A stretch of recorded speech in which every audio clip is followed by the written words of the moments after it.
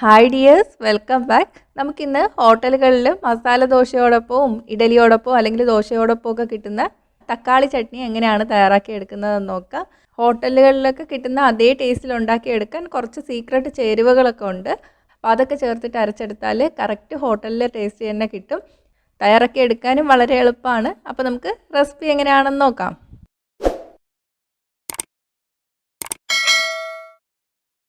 ആദ്യം ഒരു പാൻ ചൂടാക്കി എടുക്കുക. ഇതിലോട്ട് 2 ടീസ്പൂൺ ഓയിൽ ചേർത്ത് കൊടുക്കുക. ഞാനിപ്പോൾ സൺഫ്ലവർ ഓയിലാണ് എടുത്തിരിക്കുന്നത്. എണ്ണ ചൂടായിട്ട് വരുമ്പോൾ 2 ടീസ്പൂൺ ഉഴുന്നുപരിപ്പ് ചേർത്ത് കൊടുക്കുക. 2 ടീസ്പൂൺ കടലപ്പരിപ്പ്, 1/2 ടീസ്പൂൺ നല്ല ജീരകം, 1/4 ടീസ്പൂൺ ഉലുവ. ഉലുവയുടെ അളവ് കൂടി പോവരുതേ. ഇതെല്ലാം കൂടി ചേർത്തിട്ട് ഒന്ന് ഇളക്കി കൊടുക്കുക. ഇനി ഇതിലോട്ട് നമുക്ക് വെളുത്തുള്ളി ചേർത്ത് കൊടുക്കാം. ഞാൻ കുറച്ച് വലിയ വെളുത്തുള്ളി ആയതുകൊണ്ട് 4 എണ്ണേ ചേർക്കുന്നുള്ളൂ. ചെറിയ വെളുത്തുള്ളി ആണെങ്കിൽ 5 എണ്ണം ചേർത്ത് കൊടുക്കുക. ഇനി ഇതിലോട്ട് നമുക്ക് 2 മീഡിയം സൈസ് സവാള അരിഞ്ഞത് ചേർത്ത് കൊടുക്കാം. സവാള നല്ല നൈസായിട്ടൊന്നും അരിഞ്ഞെടുക്കണ്ട, നമ്മളിത് അരച്ചെടുക്കാനുള്ളതാണ്. അപ്പോൾ ഏകദേശം ഒരേ വലിപ്പത്തിലുള്ള കഷ്ണങ്ങളാക്കി അരിഞ്ഞെടുക്കുക. ഇതിലോട്ട് കുറച്ച് ഉപ്പും കൂടെ ചേർത്ത് കൊടുക്കാം. ഇനി സവാള ഒന്ന് നിറമാറി വരണം. ഒന്ന് ട്രാൻസ്പെറൻ്റ് ആയി വന്നാൽ മതി, ബ്രൗൺ നിറമൊന്നും ആയി വരണ്ട. അപ്പോൾ ആ സവാളയുടെ നിറം മാറി വന്നിട്ടുണ്ട്.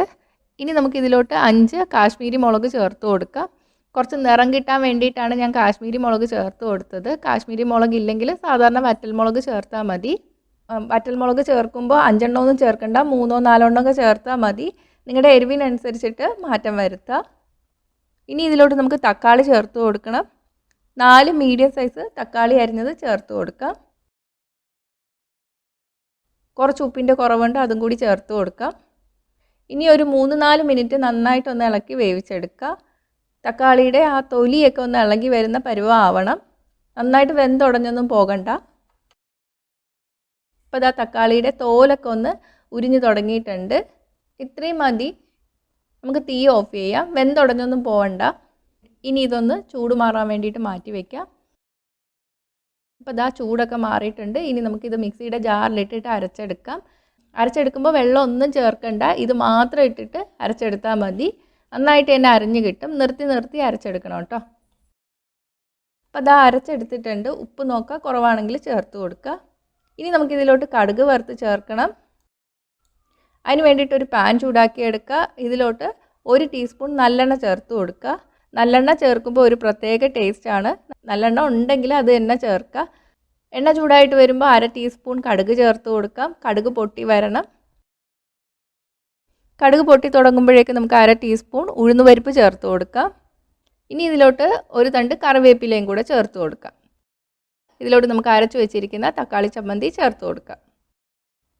നന്നായിട്ടൊന്ന് ഇളക്കി കൊടുക്കുക. ഇനി ഇതിലോട്ട് നമുക്ക് 1 ടീസ്പൂൺ പഞ്ചസാര കൂടി ചേർത്ത് കൊടുക്കണം. ആ ടേസ്റ്റൊക്കെ ഒന്ന് അഡ്ജസ്റ്റ് ചെയ്യാൻ വേണ്ടിയിട്ടാണ്. നന്നായിട്ട് ഇളക്കി കൊടുക്കുക. ആ ചൂടിലിടുന്നതുകൊണ്ട് പെട്ടെന്ന് തന്നെ പഞ്ചസാര അലിഞ്ഞോളും. ഇനി ഒന്ന് ടേസ്റ്റ് ചെയ്ത് നോക്കുക. നല്ല ടേസ്റ്റാണ്.